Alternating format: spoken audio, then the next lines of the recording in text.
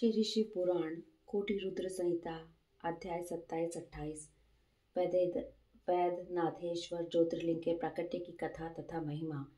सूची कहते हैं, अब मैं वैद्यनाथेश्वर ज्योतिर्लिंग का पापहारी महात्म्य बताऊंगा, सुनो। राक्षस राज रावण, जो बड़ा अभिमानी और अपने अहंकार को प्रकट करने वाला था, उत्तम पर्वत कैलाश पर भक्ति भाव से भगवान शिव की आराधना कर रहा था। कुछ काल तक आराधना करने पर जब महादेव जी प्रसन्न नहीं हुए, तब वह शिव की प्रसन्नता के लिए दूसरा तप करने लगा। पुलस्त्य कुलनंदन श्रीमान रावण ने सिद्धि के स्थानभूत हिमालय पर्वत से दक्षिण वृक्षों से भरे हुए वन में पृथ्वी पर एक बहुत बड़ा गड्ढा खोदकर उसमें अग्नि की स्थापना की और उसके पास ही भगवान शिव को स्थापित करके हवन आरंभ किया। ग्रीष्म ऋतु में वह 5 अग्नियों के बीच में बैठता, वर्षा ऋतु में खुले मैदान में चबूतरे पर सोता और शीतकाल में जल के भीतर खड़ा रहता। इस तरह 3 प्रकार से उसकी तपस्या चलती थी। इस रीति से रावण ने बहुत तप किया, तो भी दुरात्माओं के लिए, जिनको रिझाना कठिन है, वे परमात्मा महेश्वर उस पर प्रसन्न नहीं हुए।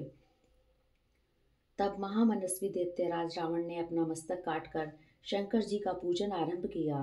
विधि पूर्वक शिव की पूजा करके वह अपना एक एक सिर काटता और भगवान को समर्पित कर देता था। इस तरह उसने क्रमशः अपने 9 सिर काट डाले। जब एक ही सिर बाकी रह गया, तब भक्तवत्सल भगवान शंकर संतुष्ट एवं प्रसन्न हो वहीं उसके सामने प्रकट हो गए। भगवान शिव ने उसके सभी मस्तकों को पूर्ववत निरोग करके उसे उसकी इच्छा के अनुसार अनुपम उत्तम बल प्रदान किया। भगवान शिव का कृपा प्रसाद पाकर रावण ने नतमस्तक हो हाथ जोड़कर उनसे कहा, देवेश्वर प्रसन्न होइए, मैं आपको लंका में ले चलता हूँ। आप मेरे इस मनोरथ को सफल कीजिए, मैं आपकी शरण में आया हूँ। रावण के ऐसा कहने पर भगवान शंकर बड़े संकट में पड़ गए और अनमने होकर बोले, राक्षस राज, मेरी सार गर्भित बात सुनो।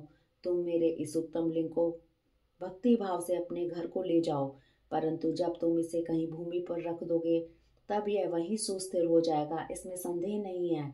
अब तुम्हारी जैसी इच्छा हो वैसा करो। सूची कहते हैं, ब्राह्मणों, भगवान शंकर के ऐसा कहने पर राक्षस राज रावण बहुत अच्छा कहकर शिवलिंग साथ लेकर अपने घर की ओर चला, परंतु मार्ग में भगवान शिव की माया से उसे मूत्र उत्सर्ग की इच्छा हुई। पुलस्त्य नंदन रावण सामर्थ्यशाली होने पर भी मूत्र के वेग को रोक न सका। इसी समय वहां आसपास एक ग्वाले को देखकर उसने प्रार्थना पूर्वक एक वह शिवलिंग उसके हाथ में थमा दिया और स्वयं मूत्र त्याग के लिए बैठ गया। एक मुहूर्त बीतते बीतते वह ग्वाला उस शिवलिंग के भार से अत्यंत पीड़ित और व्याकुल हो गया। तब उसने उसे पृथ्वी पर रख दिया। फिर तो वह हीरकमय शिवलिंग वहीं स्थित हो गया। वह दर्शन करने मात्र से संपूर्ण अभिष्टों को देने वाला और पाप राशि को हर लेने वाला है। मुने वही शिवलिंग तीनों लोकों में वैद्यनाथेश्वर के नाम से प्रसिद्ध हुआ, जो सत्पुरुषों को भोग और मोक्ष देने वाला है। यह दिव्य उत्तम एवं श्रेष्ठ ज्योतिर्लिंग दर्शन और पूजन से भी समस्त पापों को हर लेता है और मोक्ष की प्राप्ति कराता है। वह शिवलिंग जब संपूर्ण लोगों के हित के लिए वहीं स्थित हो गया, तब रावण भगवान शिव का परम उत्तम वर पाकर अपने घर को चला गया। वहां जाकर उस महान असुर ने बड़े हर्ष के साथ अपनी प्रिया मंदोदरी को सारी बातें कह सुनाई। इंद्र आदि संपूर्ण देवताओं और निर्मल मुनियों ने जब यह समाचार सुना, तब वे परस्पर सलाह करके वहां आए। उन सब का मन भगवान शिव में लगा हुआ था। उन सब देवताओं ने उस समय बड़ी प्रसन्नता के साथ शिव का विशेष पूजन किया।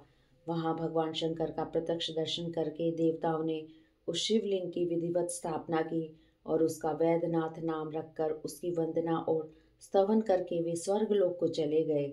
ऋषियों ने पूछा, सूत जी, जब वह शिवलिंग वहीं स्थित हो गया तथा रावण अपने घर को चला गया, तब वहां कौन सी घटना घटित हुई है, आप बताइए।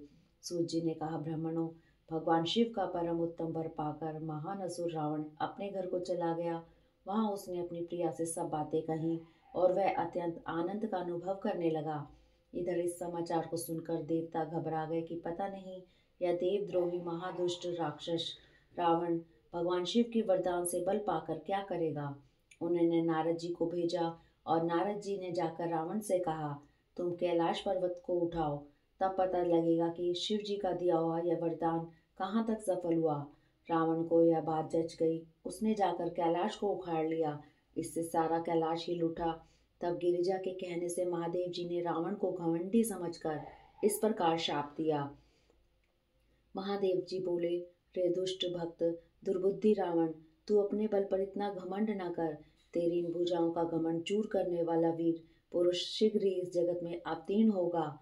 इस प्रकार वहां जो घटना हुई उसे नारद जी ने सुना। रावण भी प्रसन्नचित्त हो जैसे आया था उसी तरह अपने घर को लौट गया। इस प्रकार मैंने वैद्यनाथेश्वर का महात्म्य बताया है। इसे सुनने वाले मनुष्य का पाप भस्म हो जाता है। इति श्री अध्याय 27 और 28। हरिओम तत्सत।